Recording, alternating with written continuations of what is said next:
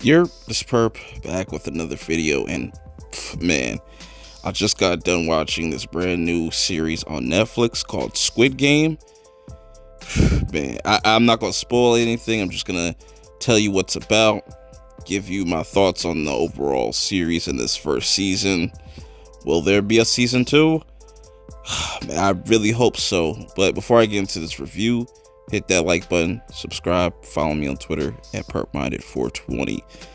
Almost at 2K. Almost at 2K. I can feel it. I'm trying to get there by the end of the year, so consider subscribing.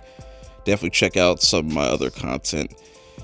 This won't be the last video. I've got tons more coming.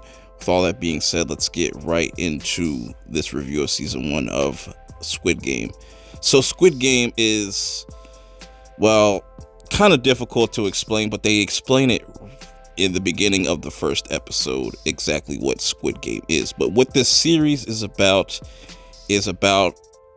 all these different contestants or players coming together, all to pretty much battle it out, survive for, what is it, 40, I think it's like 40 something won, which is equivalent to 40 million in US, somewhere along the lines of that.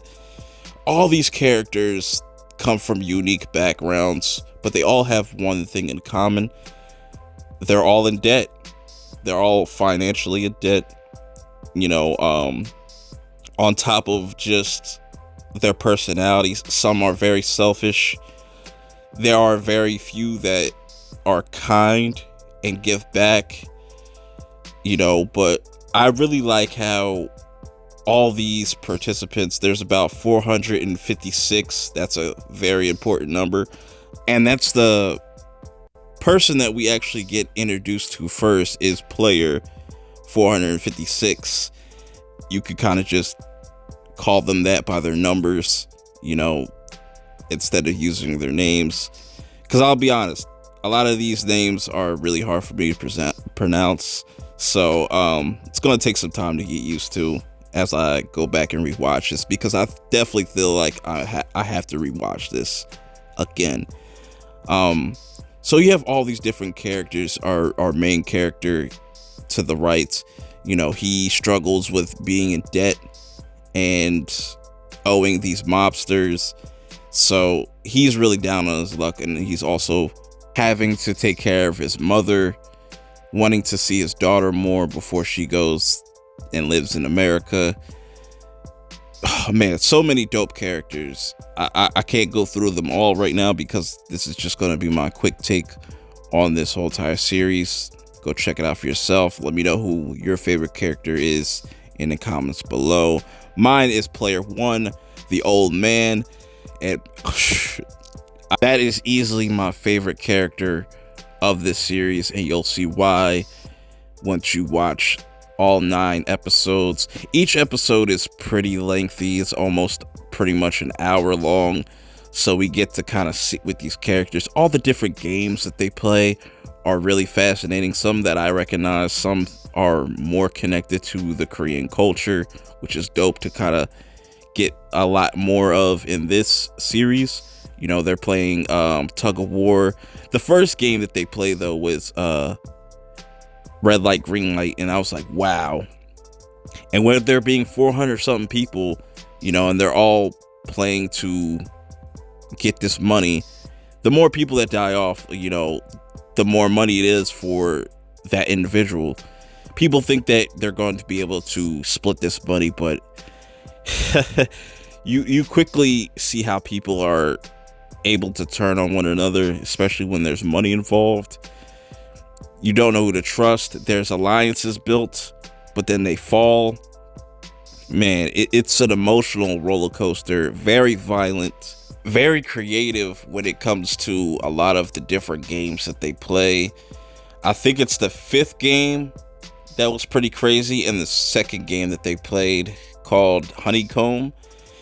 That game right there, I would have failed and got killed off.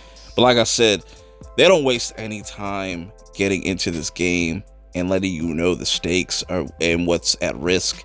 People just dropping like flies. The tension between characters. Like if you like Survivor, they definitely have those types of elements of Survivor where, you know, you have people trying to team up to solve a certain game. A lot of backstabbing. But what's really special about this whole entire series is the messaging. The message at the end and just the overall message of this is really dope. And I think a lot of people could really relate to it, or they probably can't.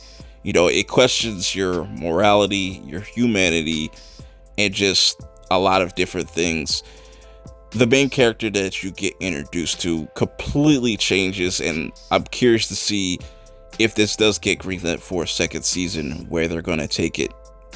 Now that we kind of saw things play out, a lot of people that I didn't really expect died in this.